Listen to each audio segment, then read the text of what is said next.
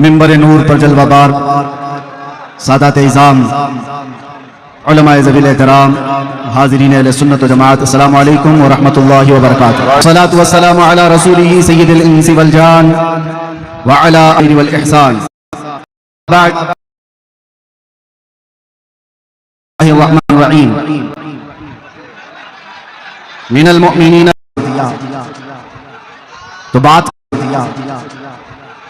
तो बात करने का हौसला भी अब बढ़ने लगा है।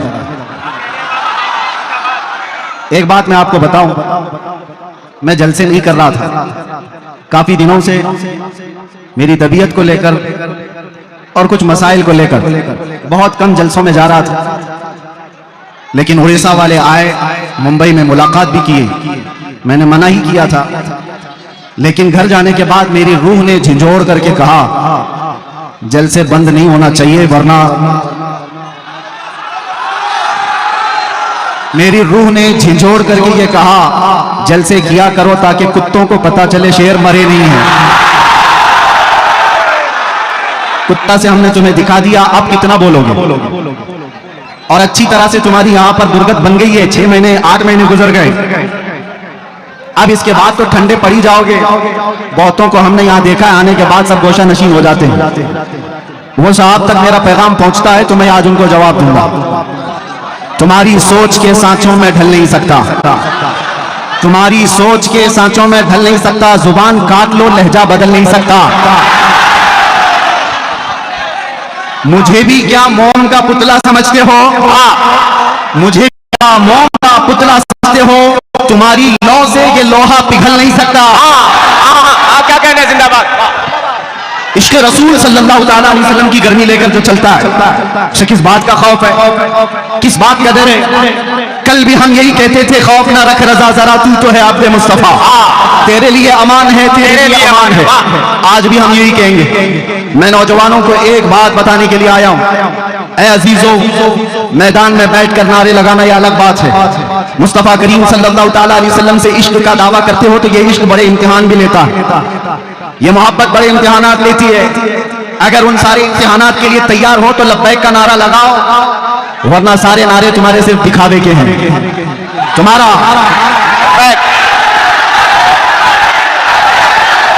लब्बैक लब्बैक लब्बैक या रसूल अल्लाह, लब्बैक लब्बैक लब्बैक या रसूल अल्लाह, लब्बैक लब्बैक लब्बैक या रसूल अल्लाह। तवज्जो, आपसे मैं बदगुमान भी नहीं, उड़ीसा वाले और खास तौर पर रावरकिला वाले। 2 घंटे के मेरे सफर में हमारे साथ रकीब खान साहब ने बहुत कुछ आपकी दास्तानें सुनाई। कई लोग अंदर जाते हैं आते हैं, अंदर जाते हैं आते हैं। बहरहाल यहाँ का माहौल है अगर, तभी मैंने समझा कि इतने दूर दराज उड़ीसा के लोग मुझे क्यों बुला रहे हैं।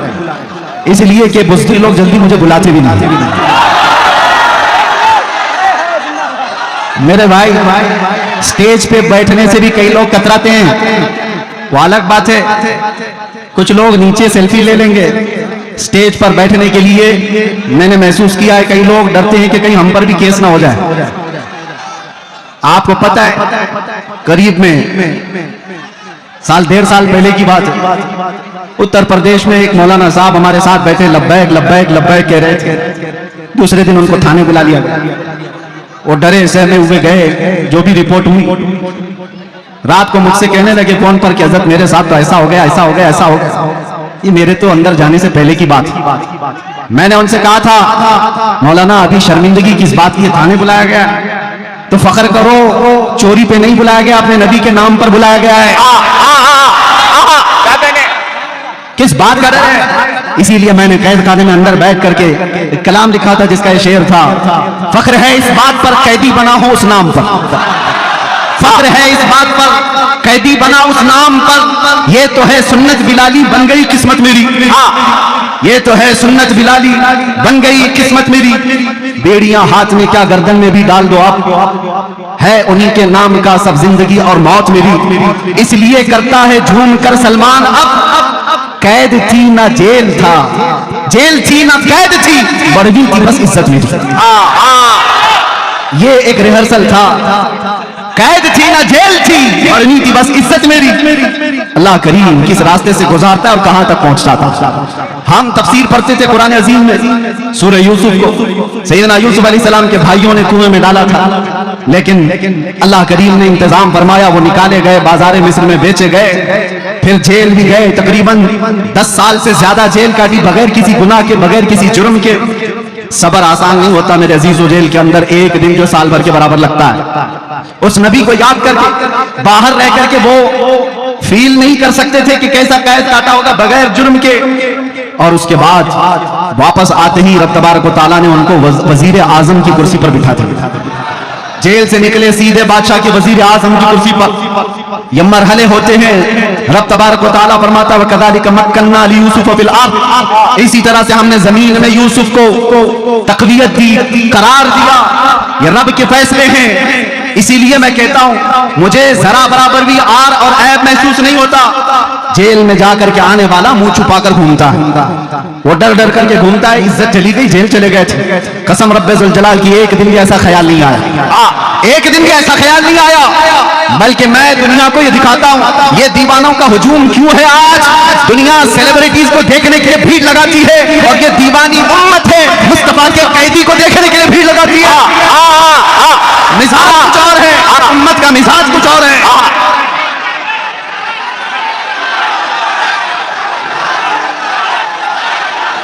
इसलिए बात मैं हमेशा कहता हूं, उनकी बात करो, हर दिल पे राज करो। इस उम्मत का मिजाज अलग है।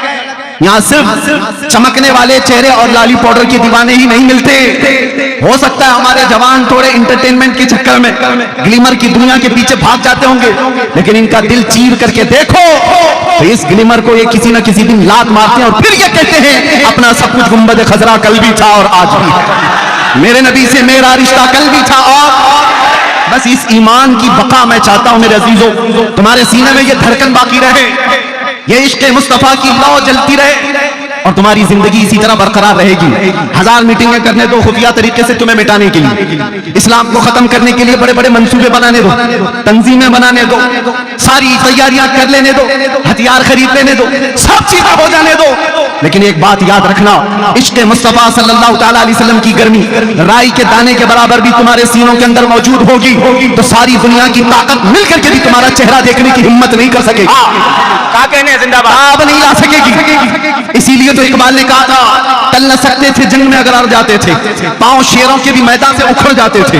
हक से सरकश हुआ कोई तो बिगड़ जाते थे, अरे तेग क्या चीज है हम तोप से भी लड़ जाते थे। ये हमारे आबा व अजदाद का शिवा रहा है, हमारे बुजुर्गों की जो असलाफ का तरीक़ेकार रहा है वो आपके सामने रख रहा हूं। आपको मैं मेरी पूरी तकरीरें छानबीन करके निकाल, वैसे तो आपसे ज्यादा तो गुजरात वालों ने निकाला है, मेरे ख्याल से रोजाना सुबह से शाम तक तकरीरी सुनते थे, हमारी सुनते सुनते निकाले, इसमें से कुछ तो निकाले, निकालते रहे। बहरहाल मैं एक बात बताऊं, पूरी तकरीरों में मेरे कहीं पर भी बताओ क्या मैंने तुम्हें नेजा, बंदूक, बारूद, बम, ये सारी चीजें हथियार जमा करने के लिए कभी एक बार भी कहा? ला करके दिखाओ। इसलिए कि हम उस गरीब नवाज के गुलामों में से हैं जो हिंदुस्तान आए थे तो गुदड़ी पहन करके आए थे, और आज लाखों दिलों पर राज करते हैं। वो कौन सा तोप लेकर के आए थे, कौन से बंदूकें उठा करके आए थे? हाँ, उस जमाने में और भी बादशाह आए थे। शिहाबुद्दीन गौरी शिकस्त खा करके वापस जा रहा था, गरीब नवाज से मुलाकात हो गई थी, 8 फकीरों की जमात आ रही थी। उसने पूछा कि कहां जा रहे हैं? बाबा ने कहा हिंदुस्तान फतह करने जा रहे हैं। जो राजे महाराजों से लड़ करके वापस जा रहा था शिकस्त खा करके, वो 8 फकीरों की जमात को देखकर कहने लगा कि आपके पास क्या है जो आप मुल्क हिंद की फतह की बात कर रहे हो? सरकार गरीब नवाज ने फरमाया तुम हम में फर्क यह है तुम हथियारों पे भरोसा करते हो, हम अल्लाह की जात पे भरोसा रखते हैं। मैं आपको भी यही कहता हूं, मैंने अपनी तकरीरों में कहीं कोई चीज जमा करने के लिए नहीं कहा मियां ब्लेड भी रखोगे तो आतंकवादी कहलाओगे। हमारा तो हाल यही है, प्लास्टिक की चाकू भी रखोगे तो कल न्यूज में आ जाएगा, कल खबर बन जाएगी कि तुम्हारे पास फला फला चीजें थी। मैं इन तमाम बातों की तरफ नहीं तुम्हें ले जाना चाहता, बस एक बात है जो तुम्हें जमीन से उठाकर आसमान तक ले जाती है। वो बात क्या है कि मोहम्मद से वफा तूने, कि मोहम्मद से वफा तूने, तो हम तेरे हैं, ये जहां चीज है क्या, लाहो कलम तेरे। अहले बैत अतहार की बात है यहाँ पर। आज मैं आपके सामने बताऊं, यह आपका जलसा जो हर साल मुहर्रमुल हराम में फजाइल अहले बैत पर किया जाता है। कौन है वो अहले बैत? हुजूर पाक सल्लल्लाहु ताला अलैहि वसल्लम का वो घराना जिनकी अजमत की आज हम कस्में उठाते हैं, जिनकी पाकी और बुजुर्गी की बातें आज हम करते हैं। लेकिन क्या कभी आपने ये देखा कि उनकी कुर्बानियां कितनी? अहले बैत में से मौला अली करमल्लाहु वजहुल करीम शहीद हैं, बड़े बेटे इमाम हसन शहीद हैं, दूसरे बेटे इमाम हुसैन शहीद हैं, नीचे नस्ल में आओ ज़ैद इब्न अली शहीद हैं। सब जुल्मन शहीद किए हुए लोग हैं। अहले बैत का पूरा घराना इस्लाम के लिए कुर्बान हुआ। अहले बैत का तज़किरा करने से पहले होश और हवास के साथ आपसे मैं कहना चाहता हूं, दिल में अगर हिम्मत है, जिगर है, तो ये सुनो और उनका नाम लो, वरना बुज़दिलों को ये ज़ेब नहीं देता करबला की दास्तान सुनना और सुनाना। बुज़दिलों का शिवा नहीं है ये। करबला रोने धोने और मातम करने के लिए नहीं सुनाए जाते। करबला इसलिए सुनाए जाते हैं कि बुझे हुए दिलों में ईमान ताजा हो जाए। 80 साल का बूढ़ा 25 साल का जवान लगने लगे, उसके अंदर जज्बा हो हक के साथ खड़े होने का और बातिल से डटकर मुकाबला करने का। यही अहले बैत अतहार का मैसेज है हर जमाने में। मेरे अजीजों, मैं चंद मिसालें आपको दूं। सैयदना अली मुर्तज़ा रज़ियल्लाहु ताला अन्हु को जुल्मन शहीद किया गया कि नहीं? मस्जिद में शहीद किया गया। आपके बड़े बेटे सैयदना इमाम हसन मुज्तबा रज़ियल्लाहु ताला अन्हु किस बात पर? जहर देकर के शहीद किया गया है। एक बार नहीं 5 बार जहर दिया गया था। इमाम हसन की अंतड़ियां कट करके मुंह से बाहर आती। ये रसूलुल्लाह के नवासे की बात कर रहा हूं। और मेरे आका सल्लल्लाहु ताला अलैहि वसल्लम के दूसरे नवासे सैयदना इमाम हुसैन, उनका वाकया तो पूरी दुनिया भर में ऐसा मशहूर है जैसे सूरज की रोशनी मशहूर है। उम्मत मुस्लिमा क्या, दूसरे गैर मज़ाहिब वाले भी जानते हैं इमाम हुसैन की शहादत को। 22,000 का लश्कर 82 लोगों से कैसे लड़ रहा था, भूखा और प्यासा रख करके उनको तड़पाया जा रहा था। एक एक बच्चे को शहीद करके, अरे 6 महीने के बच्चों को भी नहीं छोड़ा गया। ये शहादत के वाकयात सुने हो कि नहीं सुने हो? ये अहले बैत की कुर्बानियां मैं तुम्हारे सामने रख रहा हूं। वो इसलिए रख रहा हूं कि अहले बैत का नाम लेते हो तो फिर घर में गर्म रोटियां और मुर्ग खा करके दीन की बात करना, यह अहले बैत की मोहब्बत नहीं। तुमसे कुर्बानियां मांगी जाएंगी। अगर तुम सच्चे मुहिब्बे अहले बैत हो, हर जमाने के यजीद के साथ लड़ने की ताकत भी होनी चाहिए। हर फितनों के बादशाह से मुकाबला करने की ताकत होनी चाहिए। आपको पता है इमाम हुसैन मुज्तबा रज़ियल्लाहु ताला अपने जवान बेटों के साथ शहीद हुए हैं करबला के मैदान में। बचा कौन था? सिर्फ इमाम ज़ैनुल आबिदीन बेटों में। और उसके बाद आपकी औलाद इमाम ज़ैनुल आबिदीन के बेटे थे सैयदना ज़ैद, जो इमाम बाकर के भाई हैं। सिर्फ और सिर्फ 40 साल की उम्र में वक्त के बादशाह, उसके फितनों के मुकाबले में आपने अलल ऐलान लोगों को जगाना शुरू किया। रसूलुल्लाह के घर वालों की आदत ही है, वो दीन इस्लाम पर कभी धब्बा बर्दाश्त नहीं कर सकते। आज भी होना यही चाहिए। जो सादाते किराम हैं, गद्दी नशीन हैं, उनकी कुर्बानियां भी दी जाएंगी। और अगर वो बाहर आकर अवाम में बेदार करने का जज्बा नहीं रखते तो फिर आपकी तरफ से भी लोग सवालिया निशान उठाएंगे। एक तरफ तो रसूलुल्लाह का घराना, सबसे बड़े सज्जादा नशीन तो इमाम हुसैन, उनसे बड़ा कौन है? लेकिन अपना पूरा खानदान लेकर के मैदान में आए। चाहते अगर हो तो अपना घर बचा करके यजीद की तरफ से हर महीने इनाम भी ले सकते थे, मनसब भी मिल सकता था, कोई किसी शहर का गवर्नर भी बनाया जाता। लेकिन आपका मकसद सियासत हासिल करना ही नहीं था, खिलाफत हासिल करना ही नहीं था। आपका मकसद यह था कि क़यामत तक आने वाले मुसलमान कभी किसी जालिम को इमाम तस्लीम ना करें। ये हुसैनी मिजाज है। आज हम अपनी मस्जिदों में क्या किसी शराबी को इमाम बनाते? क्या किसी चोर को इमाम बनाते? नहीं बनाते। ये दिया हुआ मिजाज इमाम हुसैन का। अगर वो इमाम मान लेते यजीद को तो हम भी कहते हमारी मस्जिद का इमाम चोर जानी हो जाए तो क्या फर्क पड़ता है? रसूलुल्लाह के नवासे जब उसको इमाम मान सकते हैं। इस मिजाज को वहीं पर खत्म किया गया। मैं हजरत ज़ैद इब्न इमाम ज़ैनुल आबिदीन की बात कर रहा हूँ। सिर्फ 40 साल की उम्र में हुकूमत के खिलाफ जब खड़े हुए थे, कितनी आजमाइशें हुई थी। कूफा वालों ने उनको भी बुलाया था। 50,000 लोगों ने हजरत ज़ैद के हाथ में भी बैत की थी। कूफा वालों की आदत ही है। और उसके बाद बनु उमैया का जालिम बादशाह हिशाम बिन अब्दुल मलिक, आपको कत्ल करवा दिया रास्ते में। आपका सर अलग किया गया, दिमश्क ले जाया गया और धड़ को बाजार में रख करके आग लगाई गई, जलाया गया था। किसकी बात कर रहा हूं? रसूलुल्लाह के घराने की बात कर रहा हूं, इमाम ज़ैनुल आबिदीन के बेटे की बात कर रहा हूं। इतना ही नहीं, आगे चलो तो इमाम मूसा कासिम रज़ी अल्लाह ताला, इमाम जाफर सादिक के जो बेटे, जुबान में अल्लाह ने इतना असर अता किया था कि जब बोलते थे तो लोग दीवाने हो जाते, और ऐसी ही जुबानों से वक्त के तागूतों को डर लगता है। हर जालिम हुकूमत को हक बोलने वाली जुबान से सबसे ज्यादा डर लगता है। आपको पता है अंग्रेजों ने यहां बहुत जुल्म मचाया, बहुत आतंक मचाया, लेकिन उलमाए हक में सबसे ज्यादा उन्होंने अल्लामा किफायत अली काफी रहमतुल्लाह अलैह को सताया। 3000 अंग्रेजों ने मिलकर के गिरफ्तार किया था किफायत अली काफी। क्यों जानते हो? किफायत अली काफी की जुबान में अल्लाह ने ऐसा असर अता किया था, हजारों का मजमा सिर्फ उनकी जुबान पर तौबा कर लेता, सब इश्क रसूल में झूमने लग जाते थे। अंग्रेजों ने यह महसूस किया था कि यह जुबान सलामत रहेगी तो फिर हमारा तख्ता सलामत नहीं रहेगा। और उसके बाद किफायत अली काफी को कैद करके उनके जिस्म पर इस्त्री फेरी जाती थी, गरम इस्त्री। जब चमड़ी जल जाती थी तो नमक छिड़का जाता था। उसके बाद 8 दिन के बाद आपको फांसी पर चढ़ाया गया था किफायत अली काफी।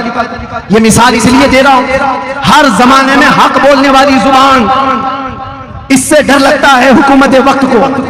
हजरत सैयदना ज़ैद बिन अली के साथ भी यही हुआ था, और हजरत इमाम मूसा काजिम के साथ भी यही हुआ। एक के बाद 2 बार, 2 के बाद 3 बार, तीसरे के बाद चौथे बार, चौथे के बाद 5वें बार इमाम मूसा काजिम को जेल भेजा जा रहा था। जेल भेजा कौन जानते हो? खलीफा हारून रशीद का जमाना, जिसके तज़किरे हजारों तरीके से आपने सुने हो। लेकिन कोई भी हो, वक्त का खलीफा डर जाता है, या अहले बैत है, एक दिन अगर ये ऐलान कर दे तो सारी उम्मत इनकी तरफ हो जाएगी, हमारा तख्ता हिल जाएगा। इमाम मूसा काजिम रज़ी अल्लाह ताला कभी घबराए नहीं, कभी डरे नहीं। मैं उनको आइडियल समझ करके आपके सामने कह रहा हूं। एक बार जेल जाकर आने के बाद लोग ये कहते हैं कि नहीं, बहुत संभल करके चलना चाहिए। बिल्कुल संभल के हम पहले भी चलते थे, आज भी, क्योंकि शराब नहीं पीते, हम नशे में नहीं रहते। एक ही नशा है, वो ताजदार मदीना का, वो खुमार असली खुमार है। हम झोले खाते हुए लोग नहीं है जिनको तुम नसीहत करो कि बहुत संभल के बोलना चाहिए। हाँ, बिल्कुल संभल के, पहले भी होश में बोलते थे, आज भी। इमाम मूसा काजिम को देखा, जेल में रखा गया, फिर छोड़ा गया। आप वही बात बोलते थे जो पहले बोलते थे, फिर जेल भेजा गया, साल 2 साल, वापस छोड़ा गया, आप फिर वही बात। क्यों? हक बात से कोई समझौता नहीं होता।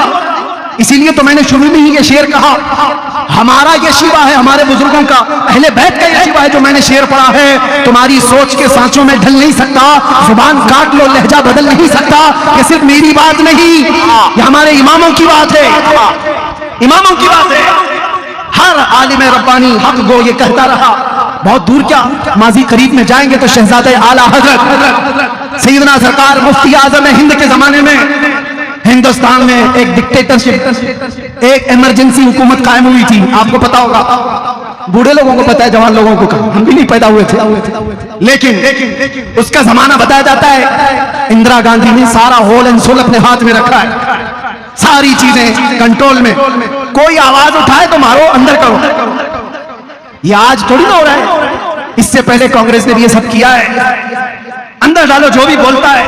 उस जमाने में प्राइम मिनिस्टर ने यह फैसला किया था, आबादी कंट्रोल करने के लिए नसबंदी होनी चाहिए। बाकी सब मान लेंगे लेकिन मुसलमान नहीं मानेंगे, मुसलमानों के यहाँ ये हराम है। उन्होंने फिर सोचा कि बड़े बड़े दारुल उलूम से फतवे ले जाए, और कुछ दारुल उलूम तो इसीलिए बैठे ही हैं, फतवे दे भी दिए, फतवे दिए, मोहतरमा जैसा बोलेंगे वैसा दारुल उलूम चलेगा। और वही मोहतरमा बरेली भी भेजती है। वक्त का कुतुब मुफ्ती आजम कलम हाथ में लिए बैठा है। सवाल है हुकूमत वक्त की तरफ से नसबंदी के सिलसिले में कि हुकूमत ने कंपलसरी कर दिया है, लाजिम कर दिया है, कुछ तो मसलहत का बीच का रास्ता निकाला जाए।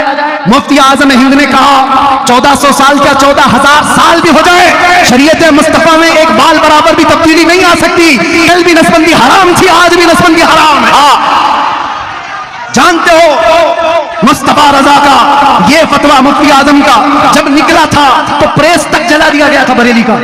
जहां से ये फतवा छप करके आया था वो प्रेस जला दिया गया। जो फतवा चिपकाने के लिए दीवारों पर जाते थे उनको पकड़ कर कैद किया गया। हालात बड़े बेकाबू थे। मुफ्ती आजम के पास कुछ मुरीदीन ने आकर के कहा था कि सरकार अब क्या होगा, हुकूमत बहुत सख्त एक्शन ले चुकी है। आपने फरमाया होश के नाखुन लो, शरीयत मुस्तफा की बात कर रहा हूं, फतवा नहीं बदलेगा, हुकूमत बदल जाएगी।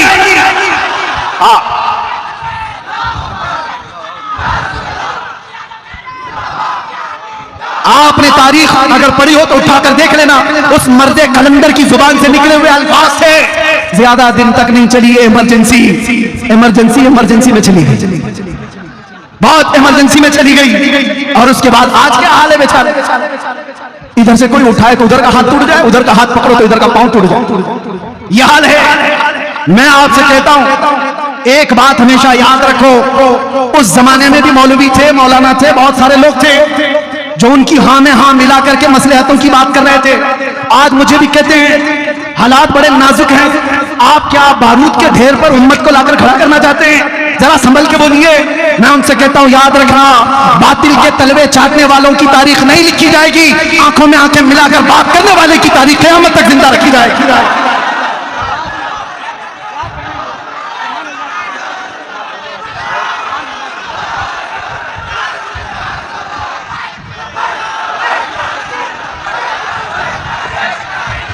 लब्बैक लब्बैक लब्बैक या रसूल अल्लाह, लब्बैक लब्बैक लब्बैक लब्बैक लब्बैक लब्बैक लब्बैक या रसूल अल्लाह। और एक बात ये, कोई फिल्म बनाए, कोई कार्टून बनाए, कोई मैगजीन छापे, कोई ट्विटर पर कहे, कोई सोशल मीडिया पर बकवास करे और तुम्हें लगता है कुछ नहीं होगा, तुम तो ये हमारा बुखार नाप रहे हो। मुझे पता है उम्मत मुस्लिमा का बुखार नाप रहे हो तुम, और तुम्हें पता है आज हमारे हाथों में कोई चीज नहीं, ताकत और कुव्वत और सियासत और हुकूमत, तो इसका मतलब ये नहीं है कि तुम्हारा अंजाम कुछ नहीं होगा। याद रखो तुम उस अजीम बारगाह की गुस्ताखी कर रहे हो जो रब्बे कदीर का ऐसा महबूब है जिसके लिए पूरी कायनात बनाई गई है। तुम याद रखना तुम्हारी जुबानें कहां जाने वाली है, तुम्हारा अंजाम क्या होने वाला है। तुम मौसम के कीड़े हो, ये मौसम खत्म होते ही तुम्हारा भी अंजाम बहुत जल्दी खत्म होने वाला है, क्योंकि हमें पता है अबू जहल का अंजाम क्या हुआ था, उतबा शैबा का क्या हुआ, अबू लहब का क्या हुआ, सारे गुस्ताख मिट गए। लेकिन आज तक उम्मत के दरमियान कोई चीज बाकी है तो सिद्दीक की सदाकत बाकी है, फारूक की अदालत के चर्चे बाकी है, उस्मान की सखावत के चर्चे बाकी है, हैदर कर्रार की शुजाअत के चर्चे बाकी है। अरे यजीद तो हुकूमत पर बैठा था, तख्त पर बैठा था, फौज उसकी, ताज उसका, तख्त उसका, हुसैन के पास कुछ नहीं था। लेकिन ढूंढ के निकालो कोई यजीद यजीद का नारा लगाने वाला, अगर भूल करके किसी के मुसलमान के सामने कह भी दिया तो दो तमाचे छोड़ के पड़ेंगे। हाँ, हमारा हर बच्चा अगर नारा लगाता है तो लब्बैक या हुसैन जरूर कहता है। वो कैसी हुसैनियत है जो 1400 साल के बाद भी ठंडी नहीं होती।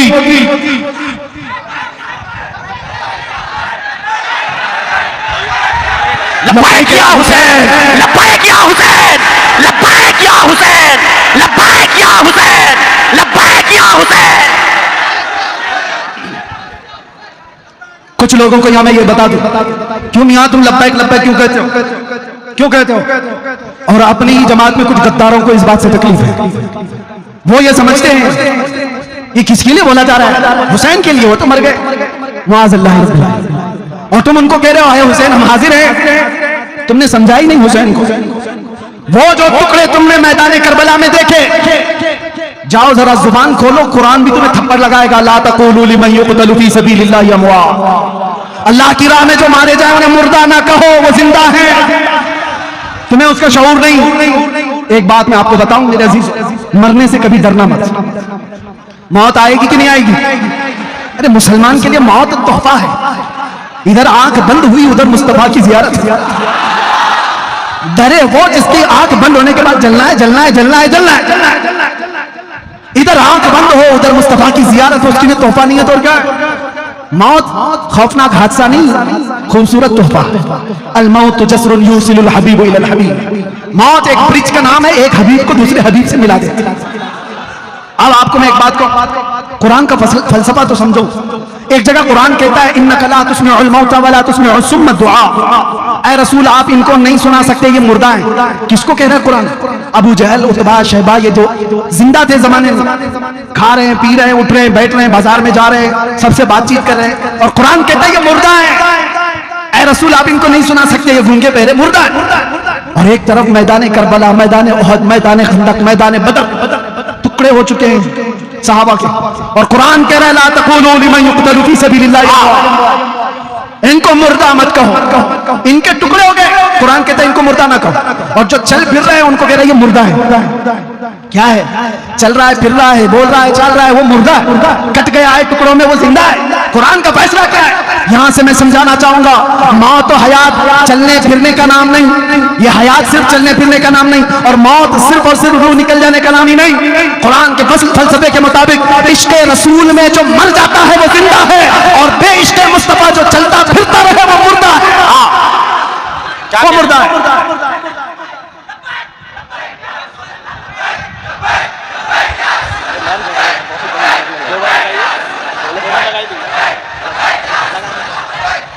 मैं आपको ये कहना चाहूंगा, तुम्हारी जिंदगी बाकी रखो, जोश और जज्बे बरकरार रहें, लेकिन होश के साथ, और ईमान की सलामती ऐसी बाकी रहे।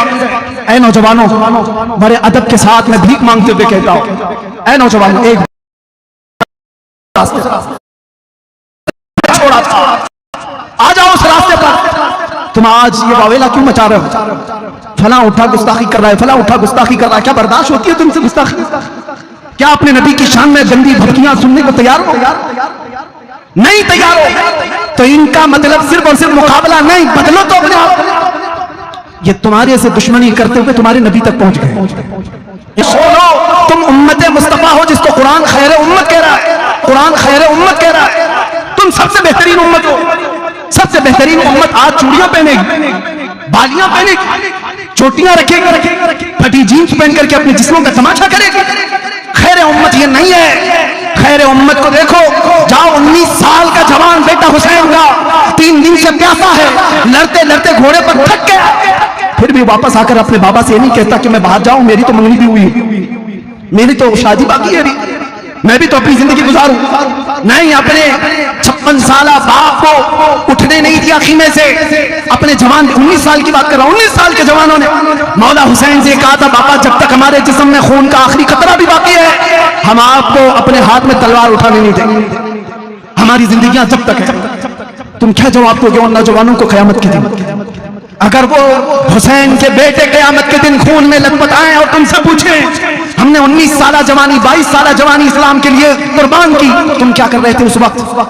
तुम क्या कहोगे? रात भर इंटरनेट चला रहा था, रात भर पबजी खेल रहा था, गेमों में मसरूफ था। ऐ नौजवानों, तुम कयामत के दिन क्या जवाब दोगे? बदलो अपनी जिंदगी को, उठो, वो करना हश्र ना होगा फिर कभी। दौड़ों के जमाना चाल अपनी चल गया। आज तुम्हारे लिए जितने भी मंसूबे बनाए जा रहे हैं, बनाने तो कुछ फर्क नहीं पड़ता। याद से नहीं, 1400 साल से हम देख रहे हैं लोग जो कहते हैं हालात खराब है, कभी हालात अच्छे हुए ही नहीं थे हमारे। इस्लाम के खिलाफ हमेशा ऐसी ही हालात रहे, इससे भी बुरे हालात आए। चंगेज का जमाना आया, हलाकू का जमाना आया। अरे हमारी खोपड़ियों से मीनार बना दिए थे बादशाहों ने, कत्ल इतना किया था कि बगदाद के दरियाए दजला का पानी हमारे खून से लाल हो गया। ऐसे हालात भी आए इस्लाम पर, लेकिन इस्लाम उस वक्त नहीं खत्म हुआ था, तो आज के हरामियों से क्या खत्म हो सकता? नहीं होगा। तुम्हें उसकी फिक्र की जरूरत नहीं, तुम्हें अपने अमाल की फिक्र करो। इस्लाम तो सुबह क़यामत तक चमकता दमकता रहेगा। ये मेरे रब का जलाया हुआ दिया है, ये मेरे रब का रोशन किया हुआ चिराग है, मुंह के फूकों से बुझाया नहीं जा सकता। लेकिन आपका हशर क्या होगा, हमारा क्या होगा, इसकी फिक्र तो करो। नशा में तुम्हारा अपना, जेल में मैंने देखा है अक्सर नौजवान जो मुसलमान आए नशा करते हुए, नशा बेचते हुए, नशा में पकड़े हुए, सप्लाई करते हुए। तुम्हारे हाथों में ये चीज कहां से आ गई? जानते हो मेरे मुस्तफा करीम सल्लल्लाहु ताला अलैहि वसल्लम तो फरमाते हैं, तुम्हारे तलवों में कांटा भी चुभ जाए तो उसका दर्द मुझे होता है। उस रसूल को उम्मत का दर्द है। जब तुम नशे में अपने आप को बर्बाद कर रहे होंगे तो क्या मेरे मुस्तफा को इसकी तकलीफ नहीं होती होगी? तुम अपने आप को हिलाकत में डालते हो और ये सोचते हो ये मेरी लाइफ है, मुझे जीने दो ना। शराब पी रहा है कोई मत बोलो, इसको गुटखा खा रहा है कोई मत बोलो, बीड़ी सिगरेट में ऐसा मस्त हो गया कि कैंसर होने के करीब है। कोई बोले तो आग बगोला, माँ बोले तो उसके खिलाफ, बीवी बोले तो उसके खिलाफ, बाप बोले तो उसके खिलाफ। तुम ये कहते हो मेरी अपनी लाइफ है, क्यों कोई इंटरफेयर कर रहा है? ए दीवाने, तुझे खबर क्या है? तेरी अपनी लाइफ कब से हो गई? तेरी अपनी जिंदगी कब से हो गई? ये तेरी जिंदगी नहीं है। सुन, मुर्शिद गिरामी ताजुल शरिया क्या कहकर गए थे? जिंदगी ये नहीं किसी की किसी के लिए, जिंदगी है नबी की नबी के लिए। ना समझ मरते हैं जिंदगी के लिए, जीना मरना है सब कुछ नबी के लिए। तुम समझते हो जिंदगी हमारी अपनी है, हम जैसे मर्जी चाहे वैसे जी लेंगे? नहीं, ये नबी के लिए दी हुई जिंदगी। जीना हो तो मेरे मुस्तफा की मर्जी के मुताबिक जियो, और उस वक्त तक तुम मोमिन नहीं हो सकते जब तक हुजूर की मर्जी के मुताबिक तुम अपनी जिंदगी नहीं बना ले। ला युमिनु अहदुकुम हत्ता यकूना हवाहु तबअन लिमा जितु बिही औ कमा क़ाल नबी सल्लल्लाहु अलैहि वसल्लम। मेरे आका फरमाते उस वक्त तक तुम पूरे मोमिन नहीं हो सकते जब तक कि तुम मेरी मर्जी के मुताबिक, मेरे लाए हुए तरीके के मुताबिक अपनी ख्वाहिशों को पूर्ण नहीं करते। अपनी ख्वाहिशों के मुताबिक मत जियो, मुस्तफा की ख्वाहिश के मुताबिक जियो। यही सहाबा का मसलक, यही अहले बैत का पैगाम। अपनी लाइफ नहीं। आप थोड़ी सी बातें उन लोगों को भी मैं कह देता हूं। सबसे ज्यादा नुकसान हमें किस बात का है पता है? आज भी और पहले भी होता है, जमात के अंदर मौजूद मुनाफिकीन और गद्दारों से नौजवानों रोटी टुकड़ी कभी अपना ईमान नहीं छुड़ा। कितने हैं जो मुख पे लगे हुए हैं, पूरा नेटवर्क फैला हुआ है, पूरा नेटवर्क इसकी जासूसी कर रहे हैं। 500 रुपए पकड़ा गया पुलिस ने, इसकी खबर दे दो, उसकी खबर दे दो। तुम्हें पता है जासूसी का की उस पर लानत की, मलाइका की और की लानत है। आज भी वो बात जमाने आए थे, लग रहा था मुझे तो मेरी शादी का कितने लोग, लेकिन ये जरूर है 200 इधर 200 थे की शक्ल में ले जा रहे थे ना, उस बात क्योंकि दिल पाक था, कोई जुर्म करके आया नहीं था, इतना यकीन है। आज भी मैं बबांगे दोहल कहता हूं, हमने कभी कोई खुफिया प्लानिंग की नहीं, सारी इन्वेस्टिगेशन हमारे खिलाफ हो रही थी। मैं आज भी कहता हूं, खुल करके कहता हूं, हम दीवार के पीछे बैठ करके या गुफे में बैठ करके वीडियो बनाने वाले लोग नहीं है, मजमे आम में कहते हैं। इसलिए कोई खुफिया प्लानिंग देश के खिलाफ भी कभी नहीं की, कभी आतंक फैलाने के लिए जवानों को नहीं जमा किया। जब जब बात किया, मिंबर रसूल से बात किया, खुल करके कहा हाँ अगर हुजूर की मोहब्बत का चर्चा करना तो नहीं करूंगा। ये जो खबर पहुंचाने वाले लोग दाढ़ी टोपी मसनद पर बैठ करके लोगों को गुमराह करने वाले, मुझे सब पता है। तुम जो खबरगिरी कर रहे थे, मैं नाम जाहिर नहीं करता, क़यामत के दिन के लिए रखा हूं। इंशाअल्लाह देखेंगे क़यामत का दिन जब कायम होगा, तुम किसके साथ खड़े रहोगे और हम किसके साथ खड़े रहेंगे। सुभान अल्लाह, सुभान अल्लाह। तुम क्या समझते हो? खबर दे करके मुसलमानों की, मेरी खबर दे रहे, इसमें भी पकड़ो मुफ्ती को, इसमें भी पकड़ो मुफ्ती को, क्लिप भेज भेज करके तुम भरगला रहे। साहब ऑफिसर वो खुद कह रहा है, मुफ्ती साहब आप डरो मत, आप घबराओ मत, ऐसे बहुत लोग हमारे पास, ऐसे बहुत लोग हैं। हम तो अपना वही काम करेंगे जो कानून की रूह से चलेगा, मुझे उससे आपत्ति नहीं है। उस ऑफिसर ने अपना काम किया होगा, लेकिन सवाल यह है दाढ़ी टोपी रख करके जिनके नाम हमारे पास आए थे, जिनको तुम खबरें दे रहे थे, मैं उनसे पूछता हूं तुम किस नबी का कलमा पढ़ते हो? जानते हो जब एक आदमी हुजूर की इज्जत की खातिर गया है, तुम उसके लिए कहते हो जल्दी मत छोड़ना इसको बाहर, जल्दी मत छोड़ना। अरे सालिमो, मौत तो हयात तुम्हारे हाथ में नहीं है, कहे तो बल्द भी तुम्हारे हाथ में नहीं है। मुझे अच्छी तरह से पता था, मैं जा रहा हूं अंदर, मौत के बाद भी निकल सकता हूं, लेकिन ये यकीन था मेरे मुस्तफा जब तक चाहे अंदर बिठाएंगे और जब तक न चाहे तुम पूरी ताकत लेकर के भी मुझे एक मिनट के लिए रोक नहीं सकते। नारे तकबीर, नारे रिसालत, मुफ्ती सलमान अजहरी साहब क़िबला, लब्बैक लब्बैक लब्बैक या रसूल अल्लाह, लब्बैक लब्बैक लब्बैक या रसूल अल्लाह, लब्बैक।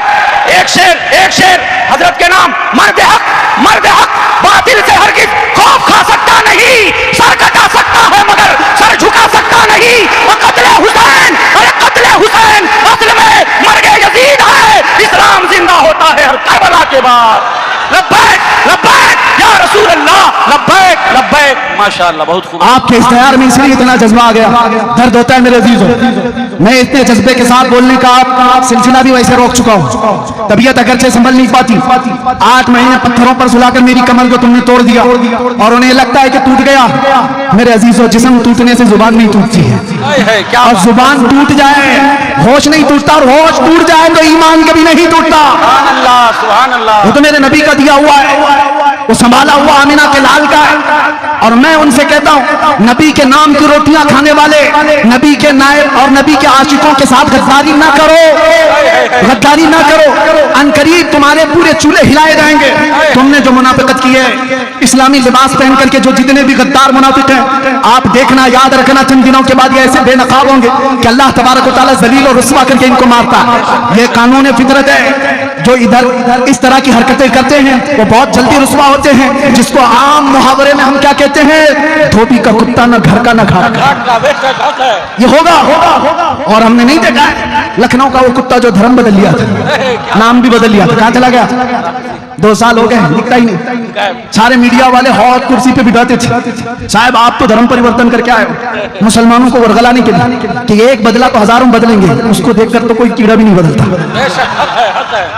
उसने सोचा होगा कि बदल करके बहुत फेम मिल जाएगा, शोहरत मिल जाएगी। अरे 6 महीने के बाद उन्होंने भी लात से मार के निकाल दी। वो पंडित तुम्हें कहां पालेंगे?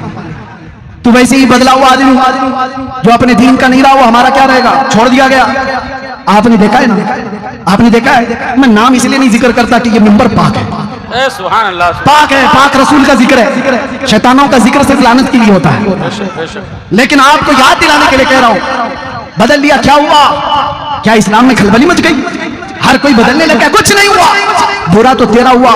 100 साल पहले बरेली के इमाम ने कहा था, मुस्तफा करीम सल्लल्लाहु अलैहि वसल्लम के दरबार की तरफ देख करके, या रसूल अल्लाह, जो तेरे दर से यार फिरते हैं, दर बदर यूं ही खार फिरते हैं, दर बदर यूं ही खार फिरते हैं। जो हुजूर का नहीं हुआ वो किसी का नहीं हो सकता। इसलिए है मुसलमानों, ऐसी गतिविधियों में मुलविस ना रहो। तुम लोगों के आलयकार ना बनो। जानते हो सबसे ज्यादा नुकसानात गद्दारों से हुए। टीपू सुल्तान कैसे मारे गए थे? गद्दार से मारे गए। कौम के अंदर मौजूद गद्दारों ने उनको अंग्रेजों के हाथ दे दिया। आप तारीख उठा करके देख लो, हर जमाने में ऐसे लोग मौजूद रहे जो गद्दारों की वजह से, मुनाफिकीन की वजह से नुकसान उठाए जाते हैं। हिंदुस्तान की सरजमीन पर भी ऐसे बहुत सारे ज़कीर उलमा हैं जिनको फंसाने के लिए, जिनको सजाए मौत दिलाने के लिए बहुत सारे टोपी वाले काम कर रहे हैं। ये बजाय टोपी और दाढ़ी वाले, इनका कोई ईमान नहीं होता। अगर तुम भी ऐसी 2 टकों के लोग हो तो तुमसे मेरा खिताब नहीं। और अगर तुम आमिना के लाल के दरबार के भिखारी हो तो अपनी इज्जत नफ्स संभाल करके रखना। करोड़ क्या 10 करोड़ भी कोई दे, गद्दारी मुस्तफा से कभी ना करना। ठोकर मार देना दुनिया की दौलत को और फख्र के साथ कहना, मेरे साथ को कायनात की बहुत दौलत है जो यहाँ भी मुझे ऊपर ले जाएगी, कब्र में भी और हशर में भी। और फिर ये पुकार कर दुनिया से ये कहना, बतला दो गुस्ताख नबी को, गैरत सुन्नी जिंदा है, उनके नाम पे मर मिटने का जज्बा कल भी था और कल भी था और कल भी था और लब्बैक या रसूल अल्लाह, लब्बैक या रसूल अल्लाह, लब्बैक या रसूल अल्लाह। रावर किला के तमाम मुसलमान खुश रहे, आबाद रहे। मुजाहिद मिल्लत की ये सरजमीन पर हमेशा मुजाहिद पैदा होते रहे। आखिर दावाना अल्हम्दुलिल्लाहि रब्बिल आलमीन। अस्सलाम वालेकुम। माशाअल्लाह। जान है इश्क़ मुस्तफ़ा, रोज फजू करे खुदा, जिसे हो दर्द का मजा वो नाजे दवा उठाए क्यों। माशाअल्लाह, सुभान। खड़े हो जाएं, सलाम पढ़ने। मुस्तफ़ा जाने रहमान पे लाखों सलाम, शम्ए बज़ में हिदायत पे लाखों सलाम, शम्ए बज़ में हिदायत। जिसवानी घड़ी चमका तैबा का चांद, जिसवानी घड़ी चमका तैबा का चांद, उस दिल अफरोज़े सा कितने महके हुए मदीने के फूल, कितने महके हुए मदीने के फूल, करबला तेरी इस्मात ला, करबला तेरी इस्मात ला हो सलाम। गौसे आज़म इमामों का,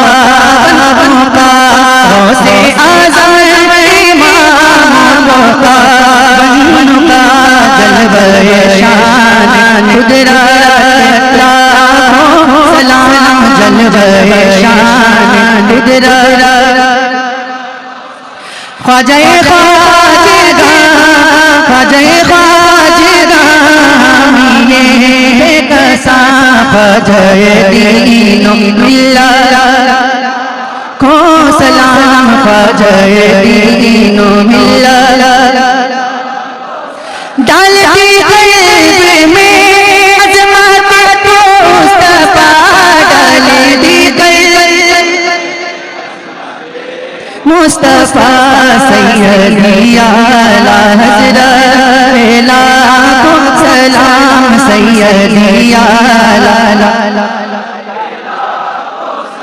काश हशर में जब निकी आमद हो बेटी सब की शौकत पहला हो सलाम मुझसे खिदमत के खुद सी कहें हाँ रज़ा मुझसे खिदमत हाँ रज़ा मुस्तफा जाने रहमान पहला को सलाम शम्मे बज में पहला को सलाम या नबी सलाम